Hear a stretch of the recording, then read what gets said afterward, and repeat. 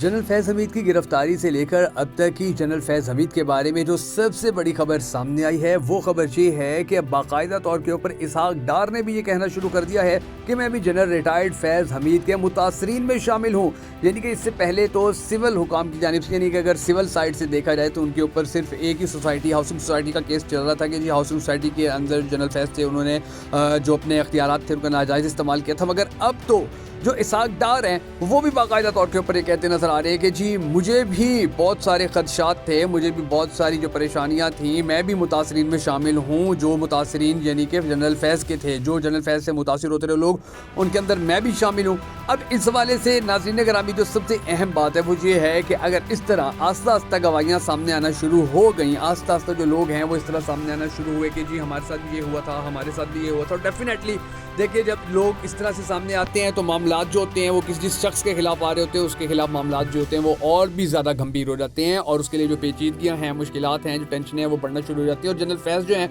उनके जिस तरीके से घेरा तंग किया गया, यानी कि पहले उनको एक दो बार लेटर लिख के उनको बताया गया कि आप ये गलत कर रहे हैं, इस तरह से नहीं होता है, उनको ऑब्जर्व किया जाता रहा, नोटिस किया जाता रहा, और उसके बाद फाइनली उनको अरेस्ट कर लिया गया। तो इसके बाद मामलात अब उनके लिए कुछ बेहतर होते नज़र नहीं आ रहे हैं। और फिर इस तरह के गवाहों का सामने आ जाना कि जो पाकिस्तान के यानी कि चोटी के लोग हों, चाहे ये सियासतदान है, चाहे ये आप इनको नाकाम सियासतदान कहें या कामयाब सियासतदान कहें, इसहाक डार के बारे में आपका जो भी नज़रिया हो, मगर आप ये देख लीजिए कि ऐसे लोग के जो पाकिस्तान की बाग दौड़ संभालने वाले होते हैं वो भी अब ये कहना शुरू हो गए कि जी हम भी इनके मुतासरीन के अंदर हैं, हम भी इनसे मुतासिर थे, हमारा भी इन्होंने हक खाया हुआ था या हमारे साथ भी इन्होंने कोई ज़्यादती की हुई थी। तो फिर डेफिनेटली इसका मतलब यही निकलता है कि जनरल फैज़ साहब जो हैं उनके खिलाफ अब जो मामलात हैं वो मज़ीद बढ़ते चले जा रहे हैं और घेरा जो उनके खिलाफ तंग होता चला जा रहा है। मैंने आपको अपनी पिछली वीडियो के अंदर भी बताया था कि देखिए जनरल फैज़ के बारे में अब जिस तरीके से कोर्ट मार्शल का आगाज़ किया गया है तो ये कोई आम कोर्ट मार्शल नहीं है, ये फील्ड जनरल कोर्ट मार्शल है। और फील्ड जनरल कोर्ट मार्शल का मतलब ये है कि ये सख्त तरीन,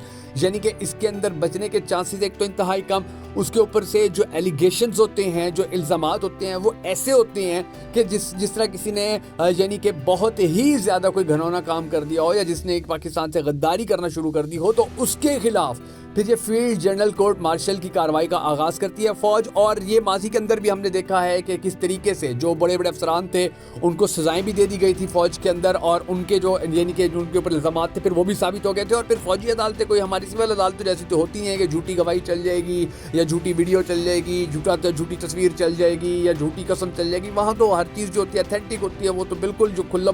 डुल्ला यानी कि वो तो माहौल बना के रखते हैं कि ये मसला था, ये इसके गवाह हैं, ये इसके सबूत है, अगर ये अब भी इनकार करते तो इससे भी बड़े सबूत हम दे देंगे। तो वहाँ पर तो ये मामलात होते हैं, वहाँ पर तो जो मुजरिम होता है वो कभी भी ये नहीं कह सकता कि ये मैंने नहीं किया, वो वहाँ पर उसको एक्सेप्ट करना पड़ता है क्योंकि उसके खिलाफ जो गवाहियाँ होती हैं वो मौजूद होती हैं और उनको कोई भी डिनाई दुनिया की अदालत नहीं कर सकती है। तो अब जो